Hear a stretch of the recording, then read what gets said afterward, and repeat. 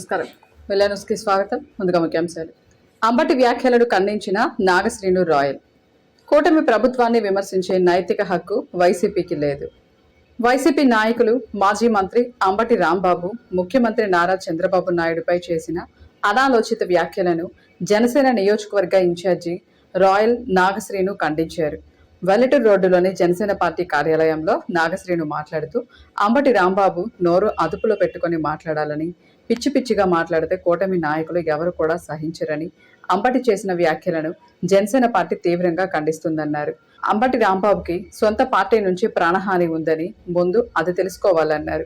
మీ నాయకుడు జగన్మోహన్ రెడ్డి శవరాజకీయాలు చేయడంలో మంచి దిట్టని, ఈ శవరాజకీయాల్లో మీరు బలిపశువులు కావద్దని హితబోధ చేశారు. నోరు మంచిదైతే ఊరు మంచిదైతే సామెత ఉంది. నిన్న మన అంబటి రాంబాబు గారు మన ముఖ్యమంత్రి గారి మీద చేసిన వ్యాఖ్యల్ని జనసేన పార్టీ తరఫున ఖండిస్తున్నాం. అతన్ని అరెస్ట్ చేయడమే కాదు, అతని మీద ఇంకా పెద్ద పెద్ద సెక్షన్లు పెట్టి ఇంకొకసారి ఎవరి మీద కూడా ఆ విధంగా మాట్లాడకుండా ఉండేటట్టుగా సెక్షన్లు పెట్టాలని కోరుతున్నాం. ముఖ్యంగా మన హోంమంత్రి అనిత గారికి, అలాగే మన రాష్ట్ర డీజీపీ గారికి మా జనసేన పార్టీ తరఫున ఒక విన్నపం. అంబటి రాంబాబు గారిని చంపబోతున్నారు. అతనికి ప్రాణానికి హాని ఉంది. అతన్ని చంపబోతుంది కూడా తన సొంత పార్టీ అయిన వైసీపీ వాళ్ళే. ఎందుకంటే వైసీపీ వాళ్ళకి సానుభూతి కావాలి. సానుభూతి కోసం తన సొంతలను చంపుకోవడానికి వాళ్ళు వెనకాడరు.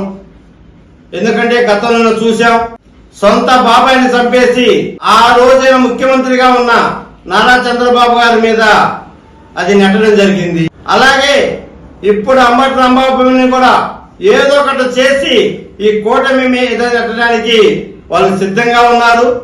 అందుకని గవర్నమెంట్ కొద్దిగా జాగ్రత్తగా చూస్తా అంబటి రాంబాబు ప్రాణాలు కాపాడాలని కూడా కోరుతున్నాం. అలాగే ముఖ్యంగా లక్ష్మీపార్వతి గారు ఈ మధ్య పవన్ కళ్యాణ్ గారి గురించి ఇష్టం వచ్చినట్టుగా మాట్లాడుతున్నారు. లక్ష్మీపార్వతి గారు అసలు మీ మాట, మీ పేరు ఉచ్చరించడం కూడా మాకు ఇష్టం లేదు. ఎందుకంటే మీరు అంత దరిద్రానికి తొలిమెట్టు. మీరు మీ చూపు ఏ కుటుంబం మీద పడ్డా కానీ ఆ కుటుంబం నాశనం అయిపోయింది. దానికి ఉదాహరణే నందమూరి కుటుంబం. ఎంతో ప్రేమాభిమానంతో ఉన్న కుటుంబం మీద నీ కన్నుబడింది. ప్రధానమంత్రి కావాల్సిన వ్యక్తిని కూడా నువ్వు చివరికి ముఖ్యమంత్రి పదవి పోయేటట్టు చేసి అతన్ని దేనికి పనికిరానిలాగా తయారు చేశావు. నీ గురించి చెప్పాలి అంటే ఇంకొకసారి గాని మా పవన్ కళ్యాణ్ గురించి ఎక్కడైనా ఏదైనా మాట్లాడితే మా ఏర మహిళలు చెప్పుతో కొడతారని కూడా నేను తెలియపరుస్తున్నాను. అలాగే ముఖ్యంగా వినుకొండలో మహానటుడు కమల్ హాసన్ ఉన్నాడని మాకు నిన్నే తెలిసింది. మా బొల్లా బ్రహ్మనాయుడు గారు కమల్ హాసన్ మించి కూడా యాక్టింగ్ చేస్తున్నారు. అసలు ఇంత అద్భుతమైన యాక్టింగ్ మా బొల్లా బ్రహ్మనాయుడు దగ్గర ఇంత యాక్టింగ్ ఉందని నిన్నే మాకు తెలిసింది. నిన్న పోలీసులు కల్తీ లడ్డు జరిగిన ఆ మాట వాస్తవమని అందరికీ తెలుసు. ఆ ఫ్లెక్సీని చించడానికి పోతున్న మన బ్రహ్మనాయుడు గారిని పోలీసులు అడ్డుకున్నప్పుడు బ్రహ్మనాయుడు గారు చేసిన యాక్టింగ్ ఆస్కార్కు మించుంది. బ్రహ్మనాయుడు గారి దగ్గర ఇంత నటుడు దాగి ఉన్నానని వినుకొండ ప్రజలకు ఇప్పుడు దాకా తెలవదు. ఆ మహానటుడికి మించిపోయారు అసలు మన బ్రహ్మనాయుడు గారు. లడ్డు కల్తీ జరిగిన మాట వాస్తవం కాదా? అసలు సిట్టేమి ఇచ్చింది? మీరే మాట్లాడుతున్నారు. మీరు తప్పును కూడా ఒప్పు చేయాలనుకుంటున్నారు. రాష్ట్ర ప్రజల మొత్తానికి తెలుసు అక్కడ ఏం జరిగిందో, మీరు ఎన్ని కోట్లు సంపాదించారో. మీ వైసీపీ పార్టీ ఒక విషప పార్టీ. ఒక పామైనా సరే కళ్ళు కనపడక వాటి పిల్లల్ని తింటాయి. మీరు అవసరానికి పక్కన ఎవరున్నా గాని వారిని చంపి రాజకీయం చేయాలనుకుంటున్నారు. ఇక్కడ మీరు ఎన్ని చేసినా, మీరు ఎన్ని ప్రభావాలు పలికినా ఎవరు కూడా మన ఆంధ్రప్రదేశ్ జనాభా మిమ్మల్ని నమ్మడానికి ఎక్కడా సిద్ధంగా లేదు. మీరు ఇలాంటి ఎన్నో చేయబోతున్నారు. ముఖ్యంగా కూటమి సభ్యులు చెప్పే విషయం ఒకటి ఉంది. పవన్ కళ్యాణ్ గారు, చంద్రబాబు గారు, నారా లోకేష్ గారు, నరేంద్ర మోడీ గారు, వీళ్ళందరూ కూడా మన ఆంధ్రప్రదేశ్ అభివృద్ధి కోసం ఒక కూటమిగా ఏర్పడ్డారు. ఈ కూటమి ఉన్నంత కాలం వైసీపీ ఆటలు సాగవు అని తెలుసుకున్న వైసీపీ నాయకత్వం ఈ కూటమిని ఎలా విడతీయాలని చూస్తుంది. ముఖ్యంగా ఈ మధ్య వినుకొండ నియోజకవర్గంలో కూడా అక్కడక్కడ పుల్లలు పెట్టడం మొదలు పెట్టింది. వినుకొండ నియోజకవర్గ జనసేన బీజేపీ టీడీపీ కార్యకర్తలకి ఒకటే చెప్తున్నాను, మనందరం కలిసి ఉన్నంత కాలం మనల్ని ఎవడు ఏమి ఇక్కడ పీకలేడు. ఎందుకంటే మన ఎమ్మెల్యే గారు చాలా మంచి వ్యక్తి, అందరినీ కలుపుకొని పోయే వ్యక్తి ఎవరంటే మన జీవి ఆంజనేయులు గారు. మనం కూడా మన కూటమిలో చిన్న చిన్న విషయాలున్నా గానీ మనం అందరం కూర్చొని పరిష్కరించుకుందామే గాని ఎక్కడ కూడా నోరు జారద్దు. ఏదైనా సరే నోరు జారకుండా మనము ఎంత తక్కువగా మాట్లాడి అందరం కూర్చొని మాట్లాడుకునే ఉపయోగం ఉంటది. కానీ వైసీపీ వాళ్ళు రెచ్చలు కొడుతున్నారని కానీ మీరు ఎక్కడ కూడా బయటపడి మాట్లాడద్దని కోరుకుంటూ సెలవు తీసుకుంటున్నాను. వినుకొండపట్నం సీతయ్య నగర్లోని అబిల్ కలాం తెరిసా సేవా సంఘం ఆధ్వర్యంలో 45 రోజుల పాటు జరిగిన ఉచిత బ్యూటీషియన్ కోర్సు 45వ రోజు ముగిసింది. విజయవంతంగా కోర్సు పూర్తి చేసిన 20 మంది మహిళలకు సర్టిఫికేట్లు సొసైటీ వ్యవస్థాపకురాలు చందోలు నాగవాణి ప్రదానం చేశారు. ఈ సందర్భంగా నాగవాణి శిక్షణ పొందిన వారిని ఉద్దేశించి మాట్లాడుతూ మహిళలు ఆత్మగౌరవంతో జీవించాలని, ఆర్థిక స్వేచ్ఛ పొందాలని అభిలాషించారు. తమ కాళ్ళ మీద తాము నిలబడాలంటే విద్య, ఉపాధి, పారిశ్రామిక రంగాల్లో మహిళలు రాణించాలని పిలుపునిచ్చారు. స్త్రీలు ఆర్థిక స్వావలంబన సాధించినప్పుడే కుటుంబం, సమాజం, దేశం అభివృద్ధి చెందుతుందన్నారు. పట్నంలోని వెల్లటూరు రోడ్డులో గల గుడ్షా ఫుడ్ స్కూల్లో నియోజకవర్గ స్థాయిలో కరాటే బెల్ట్ టెస్ట్ పోటీలు కరాటే మాస్టర్ ఖాజా మొహద్దీన్ ఆధ్వర్యంలో నిర్వహించారు. వివిధ పాఠశాలల నుండి సుమారు 70 మంది విద్యార్థులు పాల్గొన్నారు. కార్యక్రమానికి డాక్టర్ జి ఇన్నారెడ్డి ముఖ్య అతిథిగా పాల్గొని మాట్లాడారు. కరాటే పూర్వం యుద్ధ కళగా పేరుగాంచిందని తెలిపారు. రాను రాను ప్రపంచవ్యాప్తంగా పేరుగాంచిన క్రీడగా కరాటే ఎదుగుతుందని, కరాటే సాధన చేస్తే ఆత్మస్థైర్యం, ఏకాగ్రత, శారీరక దృఢత్వం పెంపొందించుకోవచ్చని తెలిపారు.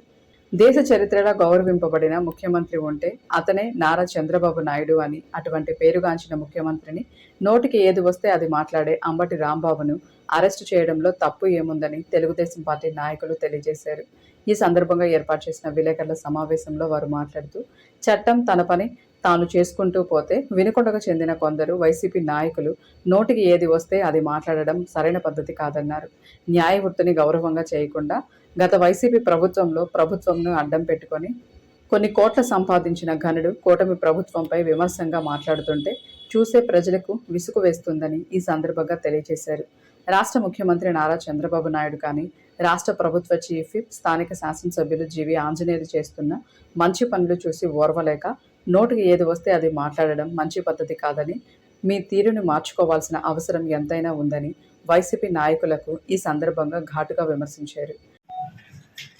మరి నిన్న తెలుగుదేశం పార్టీ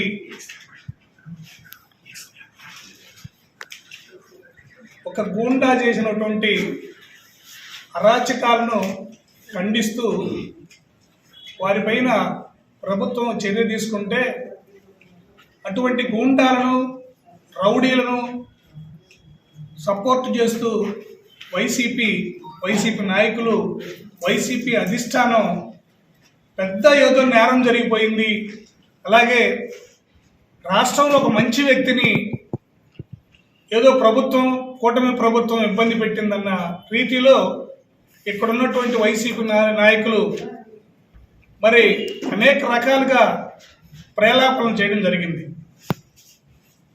నేను ఒకటే అడుగుతా ఉన్నా, అంబటి రాంబాబు చేసేటువంటి చర్యలు ఒక ఆంధ్రప్రదేశ్లోనే కాదు, యావత్ భారతదేశంలో అలాంటి దుర్మార్గుడైనటువంటి నాయకుడు, అలాంటి పనికిమాలినటువంటి వ్యక్తి ఎక్కడైనా ఉన్నాడని అడుగుతున్నా.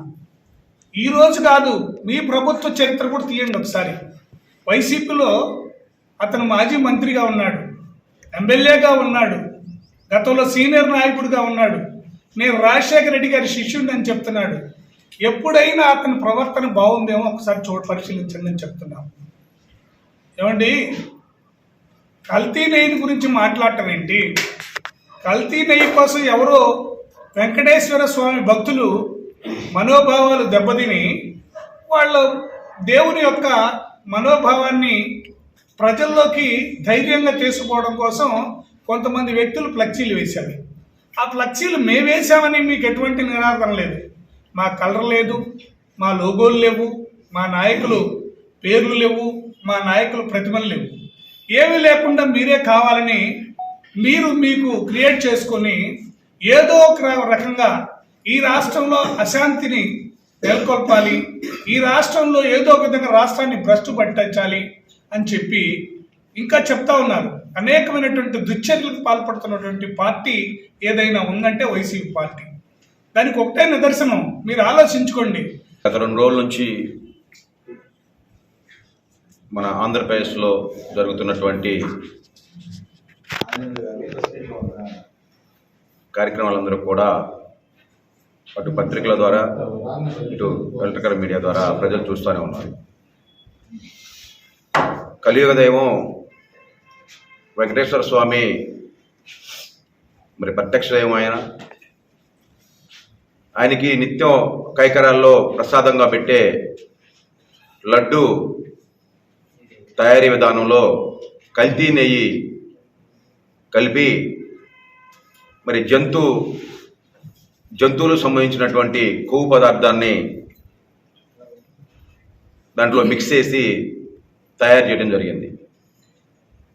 అది ఆల్రెడీ సిబిఐ దాని మీద దర్యాప్తు చేస్తూనే ఉంది. దానికి సంబంధించి గత 4 రోజుల క్రితం వైసీపీ సంబంధించినటువంటి కొన్ని పత్రికలు ఎలక్ట్రికల్ మీడియాలో తిరుమల దేవస్థానంలో లడ్డు కల్తీ జరగలేదు, మరి ఢిల్లీలో సిట్టు దర్యాప్తులో దాంట్లో కల్తీ జరగలేదని చెప్పేసి మీ మీడియా ద్వారా మీ పత్రికల ద్వారా తెలియజేయడం జరిగింది. మరి అది సిట్ కనుక అధికారికంగా ప్రకటించుంటే వాళ్ళ దగ్గర వాళ్ళ రిపోర్ట్ ఉంటుంది. ఆ రిపోర్టు గౌరవ పత్రికలకి విలేకరులకి అది ఎలక్ట్రికల్ మీడియాకి వాళ్ళే పబ్లికేషన్ చేస్తారు. మరి మీకు ఎలా వచ్చింది? అది అటు కేంద్ర ప్రభుత్వానికి తెలియదు, రాష్ట్ర ప్రభుత్వానికి తెలియదు. తెలియకుండా మీకు వచ్చిందని చెప్పేసి మీరు అబద్ధాలని నిజాలుగా సృష్టించడానికి, నిజాలని అబద్ధాలుగా సృష్టించడానికి వైసీపీ పార్టీ ప్రభావం పడుతుంది. నేను గుంటూరులో అలానే వినుకొండలో రాష్ట్రం మొత్తం కూడా కల్తీ నెయ్యి అనే విధానాన్ని మీద కొంతమంది తెలుగుదేశం పార్టీకి సంబంధం లేనటువంటి వ్యక్తులు, మరి కలియుగ దైవం వెంకటేశ్వరరావుకి భక్తులైనటువంటి వాళ్ళు ఫ్లెక్సీలు కట్టి ఈ రకమైనటువంటి ఈ సమాజంలో లేనిపోయినటువంటి ప్రభావాలకు గురి చేసి పవిత్రమైన దేవస్థానాలను కూడా మరి అబాసుపాలు చేస్తున్నారని చెప్పేసి కడితే ఇంతటితో వెళ్ళాను సమాప్తం. తిరిగి రేపటి వెళ్ళానులో కలుసుకుందాం. నమస్కారం.